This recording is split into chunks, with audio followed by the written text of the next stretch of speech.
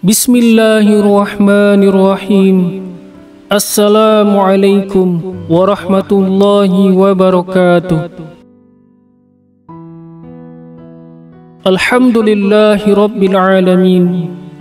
Allahumma salli wa sallim wa barik ala sayyidina Muhammad wa ala ali sayyidina Muhammad.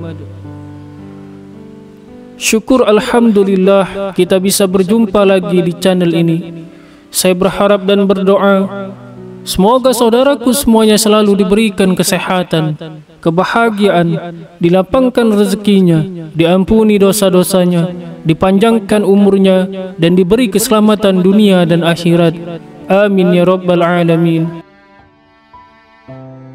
Salawat dan salam kita semoga Allah sampaikan kepada junjungan kita, Nabi yang agung dan mulia, Nabi Muhammad sallallahu alaihi wasallam.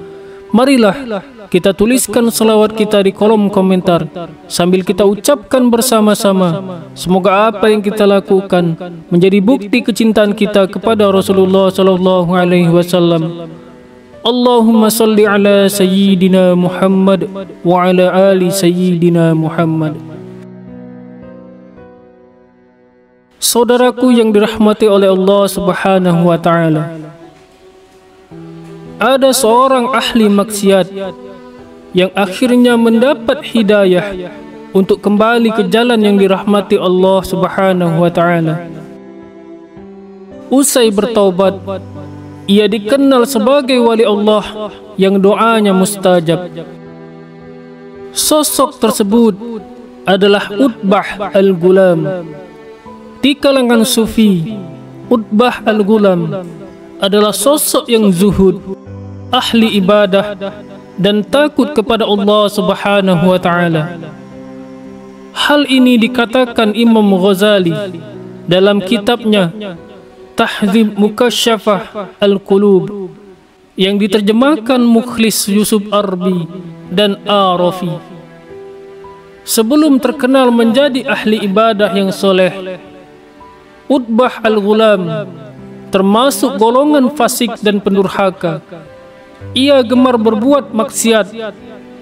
Namun hal ini berubah 180 derajat saat ia menghadiri majelis ilmu Hasan Al-Basri.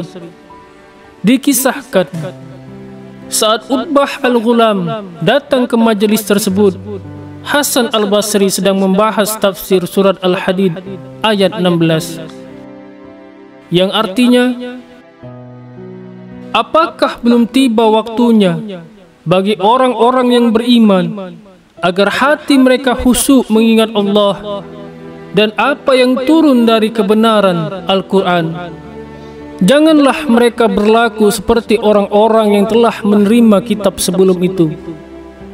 Kemudian mereka melalui masa yang panjang sehingga hati mereka menjadi keras. Banyak di antara mereka adalah orang-orang fasik. Dalam menafsirkan ayat tersebut, Hasan Al-Basri memberi sebuah nasihat yang menyentuh hati sehingga para jemaah menangis. Ada salah seorang pemuda di kalangan mereka berdiri dan berkata, "Wahai mukmin yang paling bertakwa, apakah Allah Subhanahu wa taala akan menerima tobat dan doa orang fasik dan pendurhaka seperti saya apabila saya berdoa dan bertaubat?" Hasan Al-Basri menjawab, "Ya, Allah Subhanahu wa taala akan menerima tobat daripada kefasikan dan kedurhakaan kamu." Utbah Al-Ghulam yang mendengar perkataan itu, wajahnya seketika pucat dan tubuhnya menggigil. Tiba-tiba ia menjerit dan jatuh pingsan. Ketika siuman, Hasan Al-Basri mendekatinya dan membacakan sebuah bait syair. "Wahai pemuda maksiat, demi Tuhan yang memiliki arsy, mengertikah engkau balasannya orang-orang yang berbuat maksiat? Adalah neraka syair bagi mereka. Ia memiliki suara api, menggelegar di saat ubun-ubun terpegang. Kalau engkau menerima neraka-neraka itu, silakan berbuat maksiat. Bila tidak, jauhilah kemaksiatan, semua kesalahan yang engkau kerjakan. Artinya, engkau sudah menggadaikan dirimu di neraka, maka bersungguh-sungguhlah untuk melepaskan diri. Utbah Al-Ghulam lantas menjerit sekuat tenaga dan kembali pingsan. Saat siuman ia berkata, "Syekh, apakah Tuhan yang Maha Pengasih akan menerima tobat yang tercela seperti saya?" Hasan Al-Basri menjawab, "Adakah yang menerima tobat hamba yang berperangai kasar selain Tuhan yang Maha Pelindung?" Utbah Al-Ghulam kemudian mengangkat kepalanya dan menadahkan tangannya sambil berdoa 3 kali. Dalam doa pertama ia meminta, "Tuhanku, jikalau engkau menerima tobatku dan mengampuni dosa-dosaku, muliakan aku dengan pemahaman dan hafalan, sehingga aku dapat menghafal setiap ilmu dan ayat Al-Quran yang aku dengar." Lalu dalam doa kedua ia berkata, "Tuhanku, muliakan aku dengan suara yang indah, sehingga setiap orang yang mendengar bacaanku akan bertambah kelembutan kalbunya, walaupun kalbu itu sudah mengeras." Dalam doa ketiga, Utbah Al-Ghulam mengucapkan, "Tuhanku, muliakan aku dengan rezeki yang halal dan berikan aku rezeki dari arah yang tak disangka-sangka."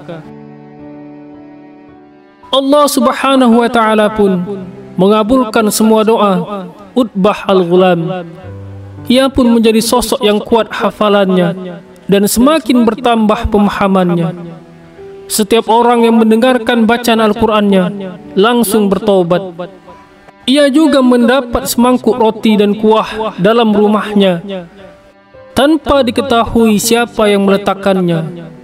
Hal ini terjadi hingga Utbah Al-Ghulam meninggal dunia. Saudaraku yang dirahmati oleh Allah Subhanahu wa Ta'ala, inilah keadaan orang-orang yang benar kembali ke jalan Allah. Karena Allah tidak akan menyia-nyiakan pahala orang yang baik perilakunya. Saudaraku yang dirahmati oleh Allah Subhanahu wa Ta'ala, demikianlah yang bisa saya bagikan. Semoga kita dapat mengambil pelajaran yang bermanfaat dari kisah tersebut. Wallahu a'lam bishawab. Wassalamualaikum warahmatullahi wabarakatuh.